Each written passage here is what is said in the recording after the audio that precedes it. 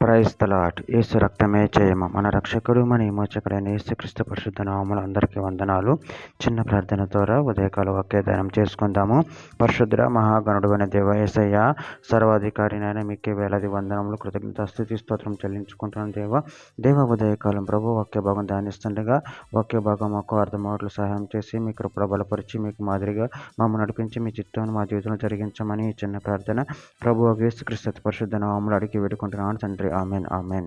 అపోస్తల కార్యముల గ్రంథం 3వ అధ్యాయం 26వ వచనము. దేవుడు తన సేవకుని పుట్టించి మీలో ప్రతి వాని దుష్టత్వము నుండి మళ్లించుట వలన మిమ్మును ఆశీర్వదించుటకు ఆయనను మొదట మీ యొద్దకు పంపినని చెప్పెను. ఆమె దేవుడి వాక్య భాగం దీవించునుగాక. ప్రభునందు ప్రియులారా, ఇక్కడ వాక్య భాగంలో గమనించినట్లయితే దేవుడు తన సేవకుని పుట్టించి మీలో ప్రతి వాని దుష్టత్వం నుండి మళ్లించటం వలన మిమ్మల్ని ఆశీర్వదించుటకు ఆయనను మొదట మీ యొద్దకు పంపినని చెప్పిన. అదేవిధంగా ఇక్కడ వాక్య భాగంలో గమనించినట్లయితే మత్తయి సువార్త 10వ అధ్యాయం 5-6 వచనంలో యేసు ఆ 12 మందిని పంపుచు వారిని చూచి వారికి ఆజ్ఞాపించిందేమనగా, మీరు అన్యజనుల దారిలోనికి వెళ్ళకుడి, మరియు ఏ పట్టణంలోనైనా ప్రవేశింపకుడి, కానీ ఇశ్రాయేలు వంశంలోని నశించిన గొర్రెల యొద్దకు వెళ్ళుడి. రోమీయులకు రాసిన పత్రిక 2వ అధ్యాయం 9-10 వచనంలో, దుష్కారం చేయి ప్రతి మనిషిని ఆత్మకు మొదట యూదునికి గ్రీసు దేశస్థునికి కూడా శ్రమయు వేదనయు కలుగును. సత్క్రియ చేయు ప్రతి వానికి మొదట యూదునికి గ్రీసు దేశస్థునికి కూడా మహిమయు ఘనతయు సమాధానమును కలుగును. కీర్తనల గ్రంథం 72వ అధ్యాయం 17వ వచనంలో, అతని పేరు నిత్యం నిలుచును, అతని నామం సూర్యుడునంత కాలము చిగుర్చుచుండును, అతని బట్టి మనుషులు దీవింపబడుదురు, అన్ని జనులందరూ అతడు ధన్యుడని చెప్పుకొందురు. ఎఫెసీయులకు రాసిన పత్రిక 1వ అధ్యాయం 3వ వచనం, మన ప్రభువైన యేసుక్రీస్తు యొక్క తండ్రి యొక్క దేవుడు స్తుతింపబడును గాక.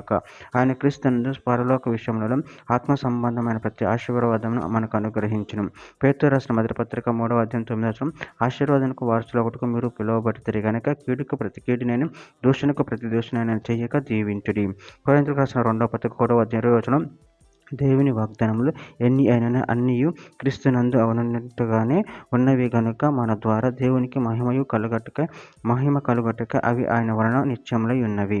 చివరిగా ఒక మాట, తీతుకు రాసిన పత్రిక 2వ అధ్యాయం 14వ వచనం, ఆయన సమస్తమైన దుర్నీతి నుండి మనల్ని విమోచించి సత్క్రియలందు ఆసక్తి గల ప్రజలను తన కోసము పవిత్రపరచుకొని తన సొత్తుగా చేసుకొనుటకు తానే మన కొరకు అర్పించుకొనెను. ఆమె దేవుడి వాక్య భాగం దీవించును గాక. చిన్న ప్రార్థన చేసుకుందాము.